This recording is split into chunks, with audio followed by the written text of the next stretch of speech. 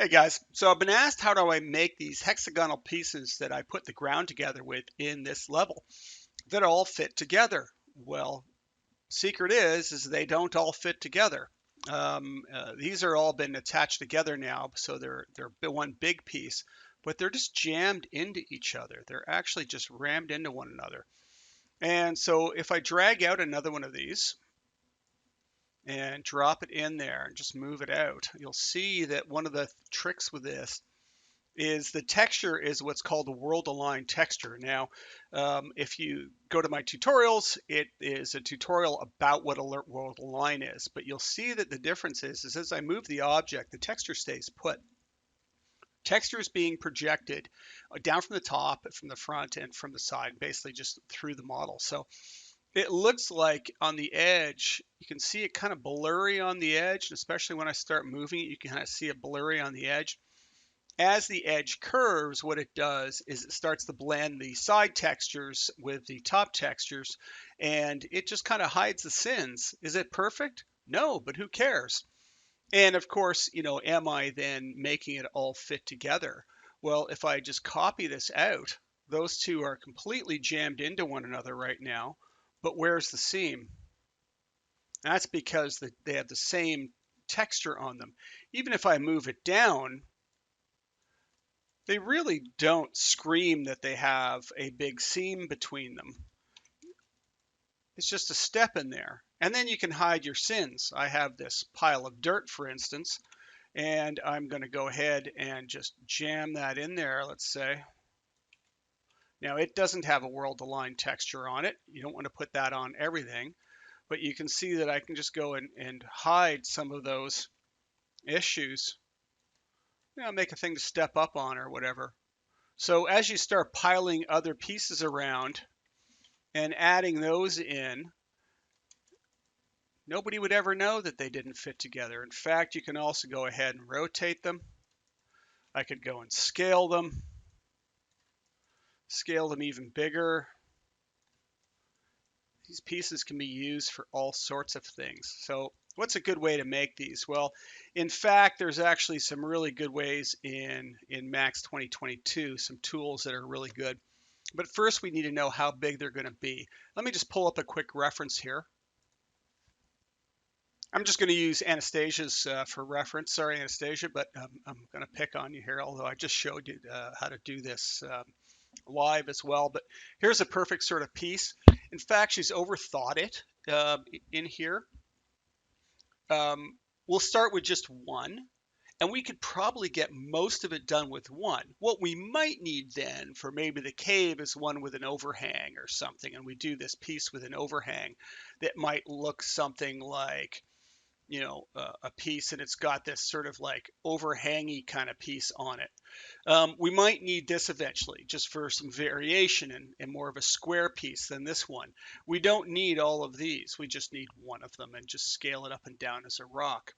The other thing is these roads were sort of a concern. How do I do those? I was asked. Well, one of the things we're going to do is use the road builder, and we'll get to that. So sort of this point, you don't have enough knowledge to necessarily know how to put these in, but Road Builder allows you to literally make just a little tiny piece of a road and stretch it along on a spline and have lots of pieces along the spline.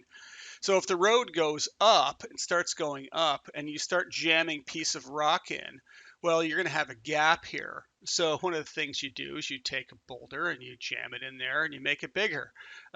Maybe you just make a triangular kind of piece that has a bit more of an angle to it so that you can hide your sins.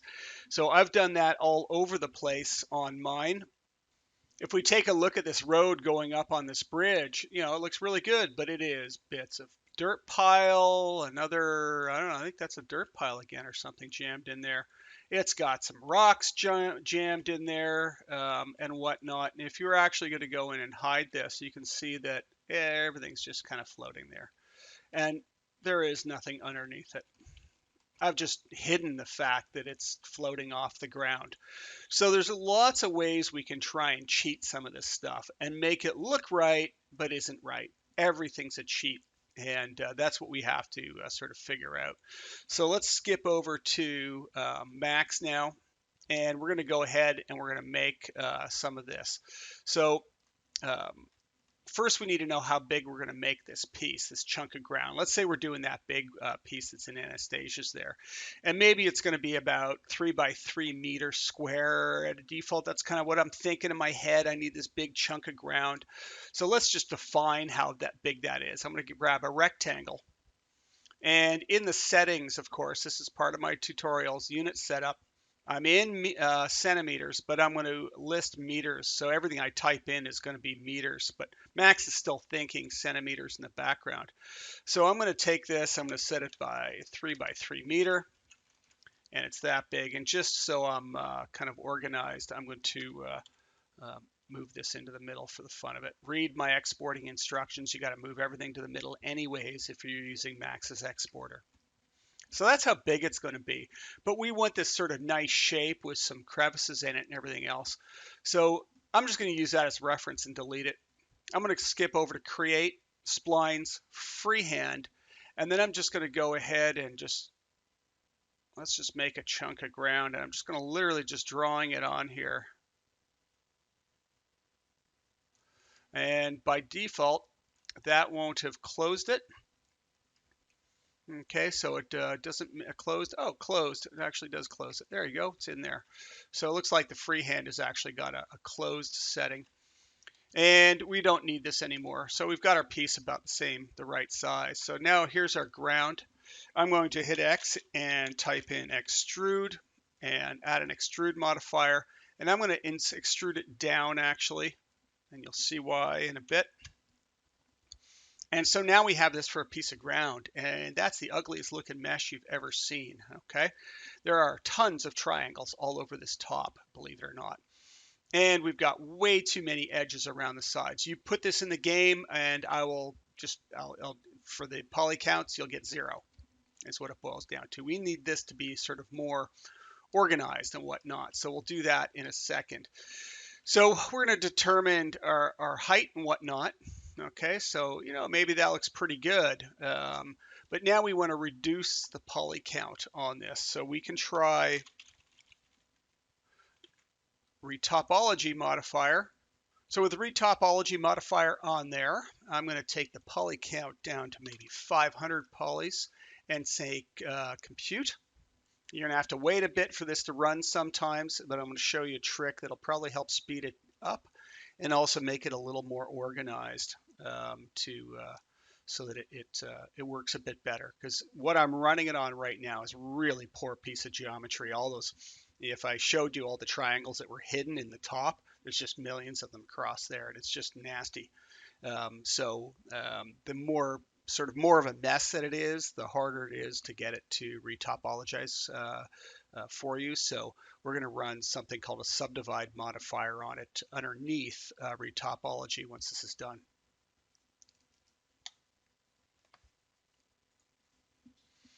Well, how about that? It didn't even run. So it had a hell of a time trying to do this kind of shape, and it can be a real mess. So I'm just going to turn off retopology, skip down below it in the stack, and I'm going to add a subdivide modifier. Okay, subdivide is going to do this to it, and we can set a size effectively in here. So I'm going to make it. Let's try 0.05. I would type these numbers in and not just dial it, and that's now made sort of a more even mesh. Let's skip back up to retopology modifier and let's run that again. So now that that's run, you can see that that's a much better model to be exporting and working with in game. Now it looks like I've got an oddity right here I might want to fix. For some reason I could run the retopology again. Something else you can do to speed things up is reduce the poly count in the freehand spline itself, and that is just changing some settings, but this should work pretty good. Looks a little wonky, but who cares? At this point, I want to rough it up and just fix this thing. I'm just going to convert it down to an editable poly, and now that it's an editable poly, I can go ahead and correct some of these things. I'm just going to go grab a vertex here and make sure and just try and figure out what was going on. It was folding back on itself. The other way you can actually do that is, and this is something I was mentioning before about all the hidden edges under modeling, an edge mode here too in the keyboard, edit, and you can see all the triangles. Well, the triangle for this quad is cutting across. So I'm actually going to say turn. I can just do that and it fixes it well and turn that hidden edge. And it's all solved. So it's easy. We didn't even have to move anything. So pivot's in a bad spot, hit insert, and I'm just going to move it into the middle of the model. So it's on top and in the middle, and you'll see why as we export this. Insert to turn that back off again. And now I probably want to do a bit of push pulling and just make the sides more interesting because they're dead straight. So I'm just going to go to my freeform tool, shift brush, and this will probably float out on the screen somewhere. I always dock it. If it's top or whatever, it'll float. Open the drop down menu if it's on the top of the side menu and change it. It'll be defaulted to depth, so just change it to spherical. And now that it's set on spherical, it'll work as a spherical brush instead of a depth brush. And so I'm just going to go around and just mess up some of this. Just, it's rock wall, so it shouldn't be nice and smooth. It should be, jutting in and out or whatever else. So I'm just going to create a bit of that. Change the size of the brush. It's all here, but you can this change size and strength and whatnot fall off. But you can do it with control and with shift as the center. And so I can also then just go and maybe just change it up just a little bit everywhere, make it interesting. Okay, so we'll pretend that's pretty good. So that's good all the way around. Now, the other thing I might want to do is have it tapered down and out. I'm just going to add a taper modifier to it. And so it's doing that. I'm just going to take it to 0, taper it out a bit, and then I'm just going to take the curve up and play around with that. So now it tapers down. That looks pretty cool. That should work well for what we're after. We'll come back and we'll unwrap it later if we feel that we need it unwrapped. So at this point now, I'm going to name it in here. So this is going to be static mesh SM underscore, we'll call this ground underscore 01 underscore and pen. And so with that name, using Max's exporter, it really won't matter, that name, but now you know which piece goes with which piece. I'm going to go to the export. I'd use my game exporter. They don't have it installed in 2022 yet, but I'd use my game exporter. So take a look at how that works. This is, I already showed this once, so this is set up. So I'm exporting to this location. There's the name I'm exporting to. And I'm going to say export, and make sure this is on selection so that you don't export your entire scene. So export. And I'm going to skip over to Unreal, and in my static mesh, right click, import, or hit the add import button if you want. Navigate to that same folder. There's my ground 01. I'm going to import this, just say import at this point, and there's my ground, and there's my piece. And so you'll see that it works pretty good. So, again, does it need to all fit together? Well, no, not at all. So I'm just going to take that, copy that out, and I'm going to scale it up a bit. Maybe put it in there like that and just rotate it. I could also scale it this way or that way. And who would even know that those are two different, or two of the same piece? You really can't tell. So you can start layering these up on top. Now, if you notice, the smoothing groups aren't really that good, and this is the beauty of the way we're working here. So you can see the smoothing groups have all been set to smooth. I'm going to set a smoothing modifier on here, auto smooth, and maybe just get a certain amount of sort of angles in there. This looks like hell, so I want to make sure I get rid of those. Maybe something like that. I got some tight angles, some others that are not. This top edge is good. Let's export that again now. And so we'll export that. And it said, okay, back over to the game. Don't have to re-import. Right click on the model and import. So I didn't have to go through the sort of the process of importing, just re-import.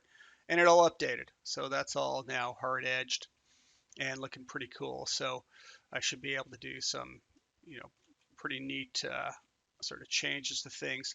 The reason I had the pivot on top is that now when I want to start building out, I can build out with ground level that's the same. So what'll happen is when you actually drag out pieces, it'll basically snap to wherever the pivot is. So you could have it snap to the bottom if you want, but sometimes I found this to be actually easier to be able to do this.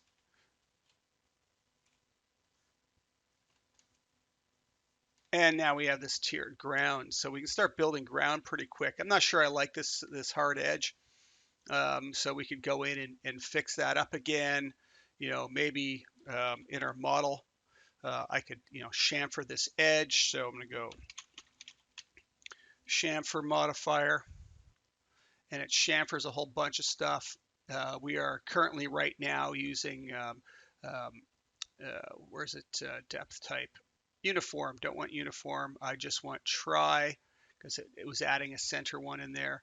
And then I want to play around with min angles, so I don't want it doing stuff that I don't want it doing. So minimum angle, I just want it to do the top and the bottom. So just change the min angle there, and I could go and tighten that up a bit more. And so I'm going to get something like that with an edge on it now. So let's just export that again. File exists. Yes, go ahead, do it. Step back over to the game, re-import, and they all have this little chamfer on the edge now, which is just softening out that top edge just that little bit more. Or again, I could set the smoothing groups on it and round it out, whatever I want. So you can see it's really easy. There you go. And then we'll get into the world aligned textures for this. And you can make your ground pieces pretty darn quick going down this road.